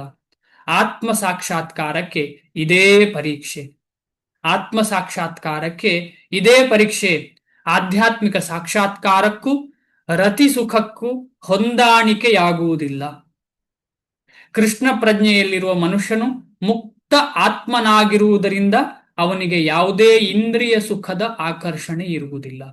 ಕೃಷ್ಣ ಪ್ರಜ್ಞೆಯಲ್ಲಿರುವ ಮನುಷ್ಯನು ಮುಕ್ತ ಆತ್ಮನಾಗಿರುವುದರಿಂದ ಅವನಿಗೆ ಯಾವುದೇ ಇಂದ್ರಿಯ ಸುಖದ ಆಕರ್ಷಣೆ ಇರುವುದಿಲ್ಲ. ತುಂಬಾ ಇಂಪಾರ್ಟೆಂಟ್ ಶ್ಲೋಕ. ಯಾಕೆ ಇಂಪಾರ್ಟೆಂಟ್ ಅಂತ ಹೇಳಿದ್ರೆ, ನಾವೆಲ್ಲ ನೋಡಿದ್ದೇವೆ, ಕೇಳಿದ್ದೇವೆ ಎಡಿಕ್ಷನ್ ಅಂತ ಹೇಳುವಂಥದ್ದು. ನಾವೆಲ್ಲ ಅನ್ಕೊಳ್ತೇವೆ ಅವನೊಬ್ಬ ಯಾರೋ ಕುಡಿತಾ ಇದ್ದಾನೆ, ಅವನೇ ಎಡಿಕ್ಟ್ ಆಗಿದ್ದಾನೆ ಅಂತ ಹೇಳಿ ಅನ್ನಿಸ್ತದೆ. ಆದ್ರೆ ನಮಗೆ ಗೊತ್ತಿಲ್ಲ, ನಾವು ಎಷ್ಟೋ ಜನ್ಮದಿಂದ ಈ ಬೇರೆ ಬೇರೆ ರೀತಿಯ ಇಂದ್ರಿಯ ಸುಖಕ್ಕೆ ಎಡಿಕ್ಟ್ ಆಗಿದೆ. ಅದು ಚಿಕ್ಕದಿರ್ಬೋದು ದೊಡ್ಡದಿರ್ಬೋದು, ಜನ್ಮಗಳಿಂದ ನಮಗೆ ಈ ಇಂದ್ರಿಯ ಸುಖಕ್ಕೆ ಅಡಿಕ್ಟ್ ಆಗಿದ್ದೇವೆ. ನಾವು ಕೃಷ್ಣ ಪ್ರಜ್ಞೆಗೆ ಅಡಿಕ್ಟ್ ಆಗ್ಲಿಲ್ಲ, ಇಂದ್ರಿಯ ಸುಖಕ್ಕೆ ಅಡಿಕ್ಟ್ ಆಗಿದ್ದೇವೆ. ಇದರಿಂದ ಹೊರಗೆ ಬರ್ಲಿಕ್ಕೆ ಸೂತ್ರವೇ ಇದು. ಯಾವುದು? ಶ್ರೀಲ ಪ್ರಭುಪಾದರು, ಆಮೇಲೆ ಶಾಸ್ತ್ರ, ಆಮೇಲೆ ಯಾಮನಾಚಾರ್ಯರು ಹೇಳಿದಂತೆ ಯದವದಿ ಮಮ ಚೇತಃ ಕೃಷ್ಣ ಪದಾರವಿಂದೆ. ಯಾವತ್ತು ನನ್ನ ಮನಸ್ಸನ್ನ ಕೃಷ್ಣನ ಪದಾರವಿಂದದಲ್ಲೇ ಇಟ್ಟುಕೊಳ್ಳಿಕ್ಕೆ ಪ್ರಯತ್ನ. ಒಂದಲ್ಲ ಒಂದು ದಿನ ಈ ಕೃಷ್ಣನ ಪಾದಾರವಿಂದವೇ ನಮ್ಮನ್ನ ರಕ್ಷಿಸುವಂಥದ್ದು. ಅದು ಅದೇ ಪಾದಾರವಿಂದವೇ ನಮ್ಮನ್ನ ಈ ಇಂದ್ರಿಯ ಸುಖದಿಂದ ದೂರ ತಕೊಂಡು ಹೋಗುವಂಥದ್ದು. ಬೇರೆ ಯಾವ್ದ್ರಿಂದಲೂ ಸಾಧ್ಯ ಇಲ್ಲ. ಇದು ಮತ್ತು ಇದಕ್ಕೆ ಸಂಬಂಧಪಟ್ಟದ್ದು ಅಂದ್ರೆ ಇದಕ್ಕೆ ಸಂಬಂಧಪಟ್ಟದ್ದು ಏನೇ ಇರಲಿ, ಕೃಷ್ಣನ ಪಾದಾರವಿಂದಕ್ಕೆ ಶರಣಾಗತಿ ಆಗ್ಲಿಕ್ಕೆ ಯಾವುದೆಲ್ಲ ಸಹಾಯ ಮಾಡ್ತದೆ ಅದನ್ನು ಮಾತ್ರ ಮಾಡ್ಲಿಕ್ಕೆ ಪ್ರಯತ್ನ ಮಾಡ್ತಾ ಹೋದ್ರೆ ಏನಾಗತ್ತೆ ಅಂತ ಹೇಳಿದ್ರೆ ಇಂದ್ರಿಯ ಸುಖದ ಹಿಂದೆ ಹೋಗೋದು ಕಮ್ಮಿ ಆಗ್ತಾ ಹೋಗ್ತದೆ. ಇದು ಎಷ್ಟು ಪ್ರಾಕ್ಟಿಕಲ್ ಅಂತ ಹೇಳಿದ್ರೆ ನಾವೇ ನೋಡೋಣ, ಯೋಚನೆ ಮಾಡೋಣ. ಈಗ 1 ಗಂಟೆ ನಾವು ಇದನ್ನು ಓದ್ತಾ ಹೋಗ್ತಾ ಇರುವಾಗ ನಮಗೆ ಇಂದ್ರಿಯ ಸುಖದ ಕಡೆಗೆ ಮನಸ್ಸು ಹೋಗುದಿಲ್ಲ. ನಮ್ಮ ಮನಸ್ಸು ಅಷ್ಟು ಹೊತ್ತು ನಿರೋಧ ಆಯ್ತು, ಸ್ಟಾಪ್ ಆಯ್ತು. ಚಿತ್ತವೃತ್ತಿ ನಿರೋಧ ಅಂತ ಹೇಳ್ತಾರೆ. ಚಿತ್ತವೃತ್ತಿ ನಿರೋಧ ಅಂತ ಯೋಗದಲ್ಲಿ ಹೇಳ್ತಾರೆ. ಅಂದ್ರೆ ಆ ನೆಗೆಟಿವ್ ವೃತ್ತಿಗಳು, ನೆಗೆಟಿವ್ ಅಂದ್ರೆ ಋಣಾತ್ಮಕವಾದಂತ ಯೋಚನೆಗಳು ಸ್ಟಾಪ್ ಆಗಿದೆ. ಆದರೆ ಧನಾತ್ಮಕವಾದಂತಹ ಅಂದ್ರೆ ಕೃಷ್ಣನ ಕಡೆಗೆ ಕೊಂಡೋಗ್ಲಿಕ್ಕೆ ಹೆಲ್ಪ್ ಮಾಡುವಂತ ಯೋಚನೆಗಳು ಡೆವಲಪ್ ಆಗ್ತಾ ಇದೆ. ಇದು ನಿಜವಾದ ಯೋಗ. ಇದು ನಿಜವಾದ ಯೋಗ. ಯಾವ ಯೋಗ ಇದು? ಭಕ್ತಿ ಯೋಗ. ಇಲ್ಲಿ ಅಗತ್ಯ ಇಲ್ಲದ ಯೋಚನಾ ಲಹರಿಗಳು ಕಮ್ಮಿಯಾಗಿ ಅಗತ್ಯ ಇರುವಂತಹ ಕೃಷ್ಣನ ಕಡೆಗೆ ಹೋಗುವಂತ ಯೋಚನೆಗಳ ಲಹರಿಗಳು ವೃದ್ಧಿ ಆಗ್ತದೆ. ಅದಕ್ಕೆ ನಾವು ಪ್ರಯತ್ನ ಪಡ್ತಾನೇ ಇರಬೇಕು. ಜಾಸ್ತಿ ಜಾಸ್ತಿ ಜಾಸ್ತಿ ಜಾಸ್ತಿ ಅಸೋಸಿಯೇಷನ್ ತಗೊಳ್ಳಿಕ್ಕೆ. ಇದು ಈ ಶ್ಲೋಕ ಎಷ್ಟೋ ಟೀಚರ್ಸ್, ಎಷ್ಟೋ ಲೆಕ್ಚರ್ಸ್ ಗಂಟೆಗಟ್ಟಲೆ ಮಾತಾಡುವಂತ ಶ್ಲೋಕ. ಆದರೆ ನಾವು ಮುಂದೆ ಹೋಗೋಣ. ಯಾಕೆಂದ್ರೆ ನನಗೆ ಅಷ್ಟೆಲ್ಲ ಗೊತ್ತಿಲ್ಲ. ಖಂಡಿತವಾಗಿ ಸ್ವಲ್ಪ ಏನೋ ಅಲ್ಲಿ ಇಲ್ಲಿ ಕೇಳಿದ್ದನ್ನ ನಾನು ಇಲ್ಲಿ ಹೇಳಲಿಕ್ಕೆ ಪ್ರಯತ್ನ, ನನ್ನ ಶುದ್ಧಿಗೋಸ್ಕರ ಅಷ್ಟೇ ವಿನಃ ಇದರಲ್ಲಿ ಯಾವ ಕ್ವಾಲಿಫಿಕೇಶನ್ ಕೂಡ ಇಲ್ಲ ನಂಗೆ. ಶ್ಲೋಕ 22 ಏಹಿ ಸಂಸ್ಪರ್ಶ ಜಾಭೋಗ. ಇನ್ನೂ ತುಂಬಾ ಇಂಪಾರ್ಟೆಂಟ್ ಶ್ಲೋಕ ಇದು. ಏಹಿ ಸಂಸ್ಪರ್ಶ ಜಾಭೋಗ ದುಃಖಯೋನಯ ಏವತೆ ಆದ್ಯಂತವಂತ ಕೌಂತೆಯ ನತುಯೇಷು ರಮತೆ ಬುಧ. ಚಪ್ಪಲಿಂದ ಏಟು ಕೊಡ್ತಾ ಇದ್ದಾರೆ ನಮ್ಗೆ. ಈ ಮಕ್ಕಳಿಗೆ ಎಷ್ಟು ಕರೆಕ್ಷನ್ ಮಾಡಿ ಮಾಡಿ ಬಡಿವಾಗ ಕೊನೆಗೆ ಒಂದು ಟಪ್ ಅಂತ ಏಟು ಕೊಡ್ತಾರೆ ಅಪ್ಪ ಅಮ್ಮ ಅಥವಾ ಅಮ್ಮ. ಹೇಳಿ ಹೇಳಿ ಸಾಕಾಗಿ ಹೋಗಿರುತ್ತೆ. ಇನ್ನು ಇವನು ಕೇಳೋದೇ ಇಲ್ಲ ಅಂತಂದ್ರೆ ತಳಿ ಪ್ರಾ ಅಂತ ಒಂದು ಪೆಟ್ಟು ಕೊಡ್ತಾರೆ, ಟೀಚರ್ ಆಗ್ಲಿ ಅಮ್ಮ ಆಗ್ಲಿ. ಅದೇ ರೀತಿ ಭಗವಂತ ಕೊಡ್ತಾ ಇದ್ದಾರೆ ಏಟು. ಎಷ್ಟು ಹೇಳಿದ್ರು ನಿನಗೆ ಅರ್ಥ ಆಗ್ತಾ ಇಲ್ಲಲ್ಲ, ಅದಕ್ಕೆ ಕೊನೆ ಇದೆ, ಇಂಥ ಸುಖಕ್ಕೆ ಕೊನೆ ಇದೆ ಅಂತ ನಾನು ಹೇಳ್ತಾನೆ ಇದ್ದೇನೆ. ಅಂತದ್ರಲ್ಲಿ ಬುದ್ಧಿ ಇರೋವನು ಯಾವತ್ತೂ ಖುಷಿ ಪಡೋದಿಲ್ಲ ಅಂತದ್ರಲ್ಲಿ. ಯಾಕೆಂದ್ರೆ ಅದರಲ್ಲಿ ಖುಷಿ ಪಟ್ಟವನಿಗೆ ಏನ್ ಸಿಗ್ತದೆ? ದುಃಖವೇ. ಸುಖ ಸಿಗ್ಲಿಕ್ಕೆ ಸಾಧ್ಯವಿಲ್ಲ. ಆದ್ರೆ ನಿನಗೆ ಅರ್ಥವೇ ಆಗ್ತಾ ಇಲ್ಲಲ್ಲ. ಏಹಿ ಸಂಸ್ಪರ್ಶ ಜಾಭೋಗ, ಅಲ್ಲೇ ನಿನಗೆ ಸ್ಪರ್ಶ ಆಗ್ತಾ ಇದೆಯಲ್ಲ, ಅಲ್ಲೇ ನೀನು ಖುಷಿ ಪಡ್ತಾ ಇದೆಯಲ್ಲ, ಆ ಸುಖದ ಹಿಂದೆಯೇ ಹೋಗ್ತಾ ಇದೆಯಲ್ಲ, ನಿನ್ನ ಎಲ್ಲ ಇಂದ್ರಿಯಗಳು ಆ ಸುಖದ ಹಿಂದೆಯೇ ಹೋಗ್ತಾ ಉಂಟಲ್ಲ, ಅಂತಹ ಭೋಗ ವೃತ್ತಿಯೇ ನಿನ್ನಲ್ಲಿ ಬೆಳವಣಿಗೆ ಆಗ್ತಾ ಇತ್ತಲ್ಲ, ಅದರಿಂದಾಗಿ ಸಿಗುವುದೇನು? ಬರೀ ದುಃಖ ನಿನಗೆ ಅಂತ ಹೇಳಿ ಭಗವಂತ ಹೇಳ್ತಿದ್ದಾರೆ. ಏಹಿ ಸಂಸ್ಪರ್ಶ ಜಾಭೋಗ ದುಃಖಯೋ ನಯ ಏವತೆ ಆದ್ಯಂತವಂತ ಕೌಂತೆಯ ನತೇಷು ರಮತೆ ಬುಧ. ಈ ತ್ರಿನಾದಪಿ ಸುನೀಚೆನ ಕುತ್ತಿಗೆಯಲ್ಲಿ ಗ್ಯಾರ್ಲೆಂಡ್ ಹಾಕುವ ಜೊತೆ ಇದನ್ನು ನಾವೆಲ್ಲರೂ, ನಾನಂತೂ ಇದನ್ನು ಹಾಕ್ಲಿಕ್ಕೆ ಪ್ರಯತ್ನ ಪಡಬೇಕು ಅಂತ ಇದ್ದೇನೆ. ಇದನ್ನ ನಮಗೆ ಹಾಕಿದ್ರೆ ಎಲ್ಲೆಲ್ಲಿ ಅಲ್ರಾಮ್ ಬೆಳೀತದೆ, ಅಲ್ಲಿ ಹೋಗಬಾರದು ಇಲ್ಲಿ ಹೋಗಬಾರದು ಅಂತ. ಈಗ ಉದಾಹರಣೆಗೆ ಈಗ ಜಪಾನಲ್ಲಿ ಸುನಾಮಿ ಬರ್ತದೆ ಅಂತ ಹೇಳಿದ್ರೆ ಸೈರನ್ ಬೆಳೀತಾ ಇರ್ತದೆ, ಅಂತ ಸೈರನ್ ಬೆಳೀತಾ ಇರ್ತದೆ. ನಮಗೆ ಅದೇ ರೀತಿಯಲ್ಲಿ ಎಲ್ಲೆಲ್ಲಿ ಇಂದ್ರಿಯ ಭೋಗ ಇರ್ತದೆ ಅಲ್ಲಿ ಸೈರನ್ ಬೆಳಿಬೇಕು. ಸೈರನ್ ಬಡಿದ್ರೆ ಮಾತ್ರ ನಮಗೆ ಇದರಿಂದ ಸೇವ್ ಆಗ್ಲಿಕ್ಕೆ, ಇದರಿಂದ ಮೇಲೆ ಬರ್ಲಿಕ್ಕೆ ಸಾಧ್ಯ ಆಗತ್ತೆ. ಶ್ರೀಲ ಪ್ರಭುಪಾದರಿಗೆ ವಿಜಯವಾಗ್ಲಿ. ಹರೇ ಕೃಷ್ಣ. ವಿಷಯ ಇಂದ್ರಿಯಗಳ ಸಂಪರ್ಕವು ದುಃಖವನ್ನು ಉಂಟು ಮಾಡುವುದರಿಂದ ವಿವೇಕಿಯಾದವನು ಅದರಲ್ಲಿ ತೊಡಗುವುದಿಲ್ಲ. ವಿಷಯ ಇಂದ್ರಿಯಗಳ ಸಂಪರ್ಕದಿಂದ, ವಿಷಯಕ್ಕೆ ಇಂದ್ರಿಯಗಳ ಸಂಪರ್ಕ ಅದು ಏನು ಕೊಡ್ತದೆ? ದುಃಖ ಕೊಡ್ತದೆ. ಆದ ಕಾರಣ ಬುದ್ಧಿ ಇರುವವನು, ವಿವೇಕಿಯಾದವನು ಅದರಲ್ಲಿ ತೊಡಗುವುದಿಲ್ಲ. ಅವನೇನ್ ಮಾಡ್ತಾನೆ? ಆ ವಿಷಯವನ್ನ ಭಗವಂತನ ಸೇವೆಯಲ್ಲಿ ತೊಡಗಿಸಿಕೊಳ್ಳಿಕ್ಕೆ ಪ್ರಯತ್ನ ಪಡ್ತಾನೆ. ಆ ವಿಷಯವನ್ನ ತನ್ನ ಸುಖಕ್ಕೆ ಅಲ್ಲ, ಭಗವಂತನ ಸೇವೆಗೆ ಸುಖ ಕೊಡ್ತಾನೆ. ಆಗ ಏನಾಗ್ತದೆ? ಅವನಿಗೆ ಸಿಗುವಂತಹ ಆನಂದ ಅದಕ್ಕೆ ಸ್ಟಾಪೇ ಇಲ್ಲ. ಅಂತಹ ಆನಂದ ಸಿಗುವಂತಹ ಮಾರ್ಗದಲ್ಲಿ ಅವನು ಮುಂದೆ ಹೋಗ್ತಾನೆ. ಕುಂತಿ ಪುತ್ರನಾದ ಅರ್ಜುನನೇ ಅಂದ್ರೆ ಕುಂತಿ ಅಂತ ಹೇಳಿದ್ರೆ ಕುಂತಿ ಮಹಾರಾಣಿ ಶ್ರೇಷ್ಠವಾದ ರಾಜಮಾತೆ. ಆಮೇಲೆ ಅದಲ್ಲದೆ ಅವರು ಎಷ್ಟು ತಪಸ್ಸು ಮಾಡಿದಂತಹ ಕೃಷ್ಣನ ನೇರ ಸಂಬಂಧ ಇರುವಂತಹ ವ್ಯಕ್ತಿ ಆದ ಕಾರಣ ಅಂತಹ ಕುಂತಿಯ ಮಗ ನೀನು ಅಂತ ಹೇಳಿ ರಿಮೈಂಡ್ ಮಾಡ್ತಿದ್ದಾರೆ ಭಗವಂತ. ಅಂತಹ ಕುಂತಿಯ ಮಗ ನೀನು, ಇಂತಹ ಸುಖಗಳಿಗೆ ಆದಿಯೂ ಅಂತ್ಯವೂ ಉಂಟು, ಅಂಥದ್ರಲ್ಲಿ ಸುಖದ ಹಿಂದೆ ಹೋಗುವುದಿಲ್ಲ. ಆದುದರಿಂದ ವಿವೇಕಿಯಾದವನು ಅವುಗಳಲ್ಲಿ ಸಂತೋಷ ಪಡುವುದಿಲ್ಲ. ಅಂದ್ರೆ ಅರ್ಜುನನನ್ನ ಮುಂದೆ ಇಟ್ಟುಕೊಂಡು ನಮಗೆಲ್ಲರಿಗೂ ಭಗವಂತ ಏನ್ ಮಾಡ್ತಿದ್ದಾರೆ? ಬುದ್ಧಿಪಾಠ ಹೇಳ್ತಾ ಇದ್ದಾರೆ. ನಮ್ಗೆಲ್ರಿಗೂ ಭಗವಂತ ಬುದ್ಧಿಪಾಠ ಹೇಳ್ತಿದ್ದಾರೆ. ತಪ್ಪು ಮಾಡ್ತಿದ್ಯಪ್ಪ ನೀನು ಅಂತ ಹೇಳಿ ಕರೆದು ಹತ್ರ ಕರೆದು ಹೇಳ್ತಿದ್ದಾರೆ. ಯಾರಿಗೆ ಹೇಳ್ತಿದ್ದಾರೆ? ಅರ್ಜುನನಿಗೆ ಹೇಳ್ತಿದ್ದಾರೆ. ಯಾಕೆ ಅಂತ ಹೇಳಿದ್ರೆ ಅವರು ಯಾವ ರೀತಿಯ ಇಂದ್ರಿಯ ಸುಖ ಮಾಡ್ತಿದ್ದಾರೆ? ನನ್ನವರು ಅಂತ ಹೇಳುವಂತಹ ಇಂದ್ರಿಯ ಸುಖ, ನನ್ನವರು ಅಂತ ಹೇಳುವ ಇಂದ್ರಿಯ ಸುಖ. ಎಲ್ಲರೂ ನನ್ನವರು, ಸಾಯುವವರೆಲ್ಲ ನನ್ನವರು, ಇಲ್ಲಿರೋರು ನನ್ನವರು ಅಂತ ಹೇಳುವಂತ ಸುಖ. ಅದು ಯಾವ ರೀತಿಯ ದೃಷ್ಟಿಕೋನ? ಅದು ಭೌತಿಕವಾದ ದೃಷ್ಟಿಕೋನ. ಆಧ್ಯಾತ್ಮಿಕವಾಗಿ ಏನು? ಎಲ್ಲರೂ ಕೃಷ್ಣನವರು, ಕೃಷ್ಣನವರಾದ ಕಾರಣ ಅವರಿಗೆ ನನಗೂ ಸಂಬಂಧ ಇದೆ. ಇದು ಆಧ್ಯಾತ್ಮಿಕವಾದ ಭಾವಾರ್ಥ.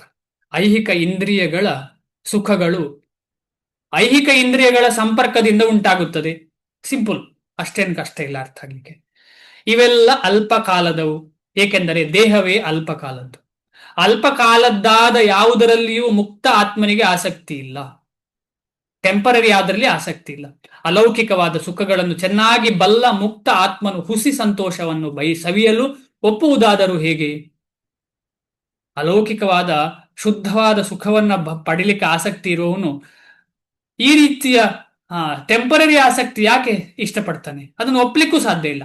ಪದ್ಮಪುರಾಣದಲ್ಲಿ ಹೀಗೆ ಹೇಳಿದೆ: ರಮಂತೆ ಯೋಗಿನೋನಂತೆ ಸತ್ಯಾನಂದೇ ಚಿದಾತ್ಮನಿ ಇತಿ ರಾಮಪದೇ ನಾಸೋ ಪರಂ ಬ್ರಹ್ಮಾಭಿಧೀಯತೆ. ರಾಮಪದದ ಅರ್ಥ ಏನು ಅಂತ ಹೇಳ್ತಾ ಇದ್ದಾರೆ. ರಮಂತೆ ಯೋಗಿನ ಅನಂತೆ ಸತ್ಯ ಆನಂದೇ ಚಿತ್ ಆತ್ಮನಿ. ಯೋಗಿಗಳು ಪರಮ ಸತ್ಯದಿಂದ ಅಮಿತವಾದ ದಿವ್ಯ ಆನಂದವನ್ನು ಪಡೆಯುತ್ತಾರೆ. ಆದುದರಿಂದ ಪರಮ ಸತ್ಯನಾದ ದೇವೋತ್ತಮ ಪುರುಷನಿಗೆ ರಾಮ ಎಂದು ಹೆಸರು. ಶ್ರೀಮದ್ ಭಾಗವತದಲ್ಲಿ ಸಹ ಹೀಗೆ ಹೇಳಿದೆ. 5:5:1 ನಾಯಂ ದೇಹೋ ದೇಹ ಬಾಜಾಂ ನೃಲೋಕೆ ಕಷ್ಟಾನ್ ಕಾಮಾನ್ ಅರ್ಹತೆ ವಿಡ್ಭುಜಾಮ್ಯೇ ತಪೋ ದಿವ್ಯಂ ಪುತ್ರಕಾಯೇನ ಸತ್ವಂ ಶುದ್ಧೇದಸ್ಮಾತ್ ಬ್ರಹ್ಮ ಸೌಖ್ಯಂ ತು ಅನಂತಂ.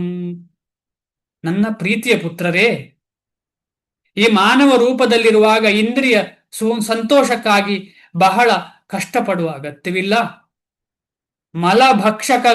ಮಲಭಕ್ಷಕಗಳು ಅಂದ್ರೆ ಹಂದಿಗಳು ಇಂತಹ ಸುಖವನ್ನು ಅನುಭವಿಸುತ್ತವೆ. ಆದರೆ ಇದರ ಬದಲು ನೀವು ಈ ಜನ್ಮದಲ್ಲಿ ತಪಸ್ಸನ್ನು ಆಚರಿಸಬೇಕು. ಇದರಿಂದ ನಿಮ್ಮ ಅಸ್ತಿತ್ವವು ಪರಿಶುದ್ಧವಾಗುವುದು. ಇದರ ಫಲವಾಗಿ ನೀವು ಅನಂತವಾದ ದಿವ್ಯ ಆನಂದವನ್ನು ಸವಿಯುವಿರಿ. ದಿವ್ಯ ಆನಂದವನ್ನು ಸವಿಯುವಿರಿ ಅಂದ್ರೆ ನಮಗೆಲ್ಲ ಹೇಳ್ತಿದ್ದಾರೆ ಈ ರೀತಿ ಇಂದ್ರಿಯ ಸುಖದ ಹಿಂದೆ ಹೋಗಬಾರದು ಅಂತ ಹೇಳಿ. ಆದ್ದರಿಂದ ನಿಜವಾದ ಯೋಗಿಗಳಿಗೆ ಅಥವಾ ವಿದ್ವಜ್ಜನರಾದ ಆಧ್ಯಾತ್ಮಿಕವಾದಿಗಳಿಗೆ ಇಂದ್ರಿಯ ಸುಖಗಳ ಆಕರ್ಷಣೆ ಇರುವುದಿಲ್ಲ. ಈ ಇಂದ್ರಿಯ ಸುಖಗಳು ನಿರಂತರವಾದ ಐಹಿಕ ಅಸ್ತಿತ್ವಕ್ಕೆ ಕಾರಣ. ಪುನಃ ಪುನಃ ಇಲ್ಲಿ ಬರ್ಲಿಕ್ಕೆ ಕಾರಣ ಯಾವುದು? ಇಂದ್ರಿಯ ಸುಖ. ಮನುಷ್ಯನು ಐಹಿಕ ಸುಖಕ್ಕೆ ಅಂಟಿಕೊಂಡಷ್ಟು ಐಹಿಕ ದುಃಖಗಳಲ್ಲಿ ಸಿಕ್ಕಿಕೊಳ್ಳುತ್ತಾನೆ. ಮನುಷ್ಯನು ಐಹಿಕ ಸುಖಕ್ಕೆ ಅಂಟಿಕೊಂಡಷ್ಟು ಐಹಿಕ ದುಃಖಗಳಲ್ಲಿ ಸಿಕ್ಕಿಕೊಳ್ಳುತ್ತಾನೆ. ಆದ ಕಾರಣ ನಾವು ಡೇಂಜರಸ್ ಪೊಸಿಷನ್ ಅಲ್ಲಿ ಇದ್ದೇವೆ. ಅದು ಕೂಡ ಈಗ ಭೌತಿಕವಾಗಿ ತುಂಬಾ ಮುನ್ನಡೆಯುವಂತಹ ಒಂದು ಪರಿಸ್ಥಿತಿಯಲ್ಲಿ ನಮ್ಮನ್ನ ನಾವು ನೋಡಿದ್ದೇವೆ. ನಾವು ಏನಾಗ್ತಾ ಇದೆ? ಹೊಸ ಹೊಸ ಮೊಬೈಲ್ಗಳು ಬರ್ತಾ ಇದೆ, ಹೊಸ ಹೊಸ ಕಾರುಗಳು ಬರ್ತಾ ಇದೆ, ಹೊಸ ಹೊಸ ಬಿಲ್ಡಿಂಗ್ಗಳು ಬರ್ತಾ ಇದೆ. ಎಲ್ಲ ಹೊಸ ಹೊಸ ಹೊಸ ಹೊಸ ಹೊಸ ಹೊಸ ಆ ಹೊಸ ಹೊಸ ಅಂತ ಹೇಳಿ ಆಸೆ ಕೂಡ ಹೊಸತ್ತಾಗ್ತಾ ಅದರಲ್ಲೇ ನಾವು ಸಿಕ್ಕಾಕೊಂಡಿದ್ದೇವೆ ಈಗ. ಆದ ಕಾರಣ ಎಷ್ಟು ಮಟೀರಿಯಲ್ ಡೆವಲಪ್ಮೆಂಟ್ ಆಗ್ತದೆ ಅಷ್ಟೇ ರಿಸ್ಕ್ ಇದೆ.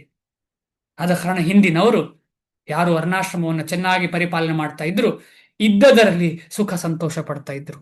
ನಾವು ಇದ್ದದರಲ್ಲಿ ಸುಖ ಸಂತೋಷ ಪಡದೆ ಇನ್ನು ನಮಗೆ ಸುಖ ಬೇಕು ಅಂತ ಹೇಳಿ ಈ ಭೌತಿಕವಾದ ಸುಖವನ್ನ ಜಾಸ್ತಿ ಮಾಡ್ಲಿಕ್ಕೆ ಶುರು ಮಾಡಿದ್ದೇವೆ. ಮಿಕ್ಸ್ ಬಂತು, ಮೋಟ್ರ್ ಬಂತು, ಎಲ್ಲವೂ ಬಂತು. ನೀರೆತ್ತಲಿಕ್ಕೆ ಮೋಟ್ರ್ ಬಂತು, ಎಲ್ಲವೂ ಬಂತು. ಆಮೇಲೆ ಭೂಮಾತೆಯನ್ನು ಏನ್ ಮಾಡ್ತೇವೆ? ಅಗಿತೀವಿ. ಯಾವುದರಿಂದ? ಹಸುವಿಂದ. ಅಂದ್ರೆ ಎತ್ತಿಂದ ಅಗದ್ರೆ ಎಷ್ಟು ಭಗವಂತನ ಹೆಂಡತಿ ಆದಂತಹ ಭೂಮಾತೆಗೆ ಏನು ನೋವಾಗುವುದಿಲ್ಲ, ಖುಷಿ ಇರುತ್ತೆ, ಸುಖ ಆಗತ್ತೆ, ತುರಿಸಿದ ಹಾಗೆ ಆಗತ್ತೆ. ಭಗವಂತನ ಹೆಂಡತಿಗೆ ಏನಾಗತ್ತೆ, ಮಾತೆಗೆ ಏನಾಗತ್ತೆ, ಪೃಥ್ವಿ ಮಾತೆಗೆ ಏನಾಗತ್ತೆ, ಹಸುಗಳು ನಡೆದಾಡುವಾಗ, ಹಸುಗಳು ಉಳುವಾಗ, ಉಳುದಂದ್ರೆ ಗೊತ್ತಾಯ್ತಲ್ಲ, ಉಳಿಮೆ ಮಾಡುವಾಗ ತುರಿಸಿದಾಗೆ ಖುಷಿ ಆಗತ್ತೆ. ಆಹಾ, ಎಷ್ಟು ಖುಷಿ ಆಗತ್ತೆ. ಅದಕ್ಕೋಸ್ಕರ ಪೃಥು ಮಹಾರಾಜರು ಅದೇ ರೀತಿಯಲ್ಲಿ ಮಾಡಿದ್ರು. ಪೃಥು ಮಹಾರಾಜರು ಏನ್ ಮಾಡಿದ್ರು, ಎಲ್ಲೆಲ್ಲಿ ಅನಗತ್ಯವಾದಂತಹ ಏರು ತಗ್ಗುಗಳಿವೆ ಅದನ್ನೆಲ್ಲ ಸಮತಲ ಮಾಡಿದ್ರು, ಕೃಷಿಗೆ ಯೋಗ್ಯವಾದಂತ ಮಾಡಿದ್ರು, ವೆಜಿಟೇಷನ್ಗೆ ಯೋಗ್ಯವಾದಂತೆ ಮಾಡಿದ್ರು. ಈ ರೀತಿಯಲ್ಲಿ ಮಾಡಿ ಏನ್ ಮಾಡಿದ್ರು, ಭಗವಂತನ ಪ್ರಜ್ಞೆ ಬೆಳೆಯುವ ಹಾಗೆ ಮಾಡಿದ್ರು. ಈಗ ಏನ್ ಮಾಡ್ತಿದ್ದೇವೆ ನಾವು, ಅಗತ್ಯವಿಲ್ಲದಂತಹ ಯಾವುದೋ ಒಂದು ಮೆಷಿನ್ ಅನ್ನ ಡೆವಲಪ್ ಮಾಡಿ ಅದನ್ನು ಉಪಯೋಗಿಸಿಕೊಂಡು ಎಷ್ಟೋ ಹಾಳು ಮಾಡ್ತಿದ್ದೇವೆ. ಇದರಲ್ಲಿ ಇದೇ ಒಂದು ಉದಾಹರಣೆ. ಇದರಲ್ಲಿ ಪ್ಲಸ್ ಮೈನಸ್ ಇದೆ, ಆದರೆ ಯಾರಿಗೆ ನಿಜವಾದ ಯೋಗಿ ಅಲ್ಲ, ನಿಜವಾದ ವಿದ್ವಜ್ಜನ ಅಲ್ಲ, ಅಂತವನ ಕೈಯಲ್ಲಿ ಅದು ಸಿಕ್ಕಿದ್ರೆ ಮೈನಸ್ಸೇ ಅದು. ಈಗ ಮೊಬೈಲು ವಿದ್ವಜ್ಜನರಾದಂತಹ ಭಕ್ತರ ಕೈಯಲ್ಲಿ ಸಿಕ್ಕಿದ್ರೆ ಮಾತ್ರ ಅದು ಆಧ್ಯಾತ್ಮಿಕವಾಗಿ ಪರಿವರ್ತನೆ. ಬೇರೆ ಯಾರೇ ಕೈಯಲ್ಲಿರ್ಲಿ, ಅರ್ಧಂಬರ್ಧ ಇರ್ಲಿ, ಯಾರೇ ಅರ್ಧಂಬರ್ಧ ಕೆಲಸ ಮಾಡುವವರು ಯಾರೇ ಇರ್ಲಿ, ಅವರ ಕೈಯಲ್ಲಿ ಸಿಕ್ಕಿದ್ರೆ ಅವರು ನಾಶ ಆಗ್ಲಿಕ್ಕೆ ಸಾಧ್ಯ. ಅದು ನಾಶ ಆಗ್ಲಿಕ್ಕೆ ಅದೇ ಕಾರಣ ಆಗ್ಬಿಡ್ತದೆ. ಒಂದೇ ಕಾರಣ, ಯಾವುದು, ಕೈಯಲ್ಲಿರುವಂತ ಮೊಬೈಲ್. ಒಳ್ಳೇದಿರ್ಲಿ ಕೆಟ್ಟದಿರ್ಲಿ, ಏನ್ ನೋಡ್ತಿದ್ದೇವೆ ಅದ್ರ ಜೊತೆ ಕೆಟ್ಟದ್ದು ಗಿಫ್ಟ್ ಸಿಗ್ತಾ ಇರ್ತದೆ, ಒಳ್ಳೇದರ ಜೊತೆ ಕೆಟ್ಟದ್ದು ಗಿಫ್ಟ್ ಸಿಗ್ತಾ ಇರ್ತದೆ. ಆದ ಕಾರಣ ಆ ಕೆಟ್ಟದನ್ನ ನಾವು ನೋಡದೇ ಇರುವಂತ ಸ್ಥಿತಿ, ಅಂದ್ರೆ ಹಿಂದೆ ಹೇಳಿದಂತ ಸ್ಥಿತಿಗೆ ನಾವು ತಲುಪದ ಕಾರಣ ನಾವು ಕೇರ್ಫುಲ್ ಆಗಿರಬೇಕು. ಅದಕ್ಕೆ ಶ್ರೀಲ ಪ್ರಭುಪಾದರು ಹೇಳ್ತಾರೆ, ಯೋಗ ಅಭ್ಯಾಸ ಮಾಡುವವರು, ಅಂದ್ರೆ ಭಗವಂತನ ಭಕ್ತಿ ಯೋಗ ಮಾಡುವವರು ಯಾವತ್ತು ಅಲರ್ಟ್ ಆಗಿರ್ಬೇಕು. ಆಮೇಲೆ ಸಿಲೆಕ್ಟಿವ್ ಆಗಿರ್ಬೇಕು. ಸಿಲೆಕ್ಟಿವ್ ಅಂದ್ರೆ ಎಲ್ಲವನ್ನ ನನಗೆ ಮ್ಯಾನೇಜ್ ಮಾಡ್ತಾನೆ, ಎಲ್ಲವೂ ನನಗೆ ಓಕೆ ಅಂತ ಹೇಳಿದ ಹಾಗೆಲ್ಲ. ನಮ್ಮ ಒಬ್ಬ ಬಂದಿಗಳು ಹೇಳ್ತಾರೆ, ನನಗೆ ತಮಾಷೆ ಮಾಡ್ತಿದ್ರು ಅವರು. ಬಂದಿ ಅಂದ್ರೆ ಬಂಧು, ಬಂಧನ ಬಂಧು ಅಂತ ಹೇಳಿದ್ರಲ್ಲಿ ಬಂಧನ ಅಂತ ಇದೆ. ಬಂಧನ ನಿಜವಾದ ಬಂಧನ, ಅದು ಬಂಧು ಅಂತ ಹೇಳುವಂಥದ್ದು ಬಂಧನ. ಆ ಬಂಧನದಿಂದ ಬರಬೇಕು ಅಂತ ಹೇಳಿದ್ರೆ ಕೃಷ್ಣನ ಬಂಧನಕ್ಕೆ ನಾವು ಕೊಟ್ಕೋಬೇಕು ನಮ್ಮನ್ನು ನಾವು. ಆದ ಕಾರಣ ಆ ಬಂಧು ಹೇಳ್ತಾರೆ, ನೀವು ನೀರುಳ್ಳಿ ಬೆಳ್ಳುಳ್ಳಿ ತಿನ್ನಲ್ಲ, ಅಲ್ಲಿ ಇಲ್ಲಿ ಹೋಗಲ್ಲ, ನೀರುಳ್ಳಿ ಬೆಳ್ಳುಳ್ಳಿ ಸಿಗುವಲ್ಲಿ ನಮ್ಗೇನು ಏನು ತೊಂದರೆ ಇಲ್ಲ, ನನಗೆ ಎಲ್ಲೂ ಆಗತ್ತೆ, ಎಲ್ಲಿ ಹೋದ್ರೂ ನಾನು ಜೀವನ ಮಾಡಬಲ್ಲೆ ಅಂತ. ಎಂತ ಅದ್ಭುತ ಅಲ್ವಾ, ಎಲ್ಲೂ ಜೀವನ ಮಾಡಬಲ್ಲೆ. ಆದ್ರೆ ಒಂದು ಕಡೆ ಮಾತ್ರ ಜೀವನ ಮಾಡ್ಲಿಕ್ಕೆ ಸಾಧ್ಯ ಇಲ್ಲ. ಅದೆಲ್ಲಿ ಯಾರಾದ್ರೂ ಹೇಳ್ತೀರಾ? ಎಲ್ಲೂ ಜೀವನ ಮಾಡುವವನು ಒಂದು ಕಡೆ ಜೀವನ ಮಾಡ್ಲಿಕ್ಕೆ ಸಾಧ್ಯ ಇಲ್ಲ. ಅದೇ ಇಂಪಾರ್ಟೆಂಟ್. ಎಲ್ಲಿ ಮಾಡ್ಲಿಕ್ಕೆ ಸಾಧ್ಯ ಇಲ್ಲ? ಎಲ್ಲಾ ಕಡೆ ಜೀವನ ಮಾಡ್ಲಿಕ್ಕೆ ಸಾಧ್ಯ ಇರುವ ಇಂಥ ವ್ಯಕ್ತಿ, ಅಂದ್ರೆ ಇಂಥ ಮನೋಭಾವ ಇರುವವರು ಒಂದು ಕಡೆ ಜೀವನ ಮಾಡ್ಲಿಕ್ಕೆ ಸಾಧ್ಯ ಇಲ್ಲ. ಎಲ್ಲಿ? ವೈಷ್ಣವ ಸಂಘದಲ್ಲಿ ಜೀವನ ಮಾಡ್ಲಿಕ್ಕೆ ಸಾಧ್ಯ ಇಲ್ಲ. ಒಂದೇ ದಿನ ಎಸ್ಕೇಪ್, ನಂಗೆ ಆಗುದಿಲ್ಲ ಇದು ಅಂತೇಳಿ. ಆದ ಕಾರಣ ನೋಡ್ಲಿಕ್ಕೆ ಸುಲಭ, ಆದರೆ ಕಡಲೆ ಬೀಜ ಇದು ಕಷ್ಟ. ಅದರ ಜೊತೆ ಕಡಲೆ ಬೀಜ ಜೊತೆ ಕಲ್ಲು ಕೂಡ ಸಿಕ್ಕಿದ್ರೆ ಹೇಗೆ ಆಗ್ಬೋದು? ಕಷ್ಟ ಅಲ್ಲ ಕಚ್ಚಲಿಕ್ಕೆ ಕಲ್ಲು. ಅದೇ ರೀತಿಯಲ್ಲಿ ನಾವು ಬೇರೆಯವರ ಜೀವನ ನೋಡುವಾಗ ನಮಗೆ ಅರ್ಥ ಆಗತ್ತೆ, ನಾವು ಅಟ್ಲೀಸ್ಟ್ ನಮಗೆ ಏನೋ ಒಂದು ಅವಕಾಶ ಸಿಕ್ಕಿದೆ, ಸ್ವಲ್ಪ ಅವಕಾಶ ಸಿಕ್ಕಿದೆ ನಮಗೆ, ಅದನ್ನ ದೊಡ್ಡ ಅವಕಾಶವೇ ಆಯ್ತು ಬಿಡಿ, ಸ್ವಲ್ಪ ಅವಕಾಶ ಸಿಕ್ಕಿದೆ, ಅದನ್ನ ನಾವು ವ್ಯರ್ಥ ಮಾಡದೆ ಅದನ್ನ ಗಟ್ಟಿಯಾಗಿ ಹಿಡ್ಕೊಂಡು ಇನ್ನು ಮುಂದೆ ಹೋಗ್ಲಿಕ್ಕೆ ನಾವೆಲ್ಲ ಪ್ರಯತ್ನ ಪಡೋಣ.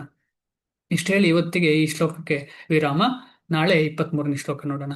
ಏನಾದ್ರೂ ನಾನು ತಪ್ಪು ಹೇಳಿದ್ರೆ ದಯವಿಟ್ಟು ಕರೆಕ್ಷನ್ ಮಾಡಿ. ಇದರಲ್ಲೇನು ಪ್ರಶ್ನೆ ಇರಲ್ಲ, ಯಾಕೆಂದ್ರೆ ನೇರವಾಗಿ ಹೇಳಿದ್ದಾರೆ, ಏನು ಸಂಕೋಚ ಇಲ್ಲ, ಏನೂ ಇಲ್ಲ. ನೇರವಾಗಿ ಶ್ರೀಲ ಪ್ರಭುಪಾದರು, ಆಮೇಲೆ ಆಚಾರ್ಯರು, ಆಮೇಲೆ ಭಗವಂತ ನೇರವಾಗಿ ನಮ್ಮ ಹೃದಯಕ್ಕೆ ಎಲ್ಲಿ ನೀನು ತಪ್ಪು ಅಂತ ಹೇಳಿ ತೋರಿಸಿಕೊಟ್ಟಿದ್ದಾರೆ, ರೋಗ ಎಲ್ಲಿದೆ ಅಂತ ಹೇಳಿ ತೋರಿಸಿಕೊಟ್ಟಿದ್ದಾರೆ.